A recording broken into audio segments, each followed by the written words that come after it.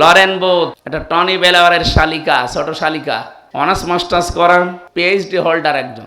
এসেছিল ইরানের তেহরান বিমানবন্দরে। এক মুসলমানকে ডাক দিয়ে বলেছে, ব্রাদার, কি পড়লে অথেন্টিক ইসলাম জানা যাবে সেটা আমাকে দিন। উনি 3 বছর একাধারে কোরআনে কারিম তাফসির সহ পড়েছিলেন, তাও বুঝে বুঝে, আমাদের মতো আনাকুম জানাকুম না।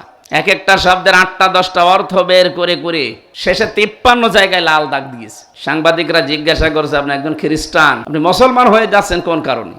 আমি 3 বছর একাধারে কোরআন পড়েছিলাম বুঝে বুঝে। মুসলমানরা বলে আমাদের কোরআনে কোনো ভুল নেই। 53 জায়গায় আমি ভুল ধরেছিলাম আমার মন মতো, কিন্তু আল্লাহর ইশারা যেখানে ভুল ধরি দেখি তার পরের আয়াতে ওর জবাব আল্লাহ 1500 বছর আগেই দিয়ে দিয়েছে। আমি শেষে আর নিজেকে কন্ট্রোল করতে পারলাম না। আমার নিজের বাপ দাদার ধর্ম ত্যাগ করে এই পৃথিবীর সর্বশ্রেষ্ঠ ধর্ম ইসলাম আমি গ্রহণ করলাম। কোরআনে কারিম এটা নির্ভুল, এটা প্রমাণ হয়েছে।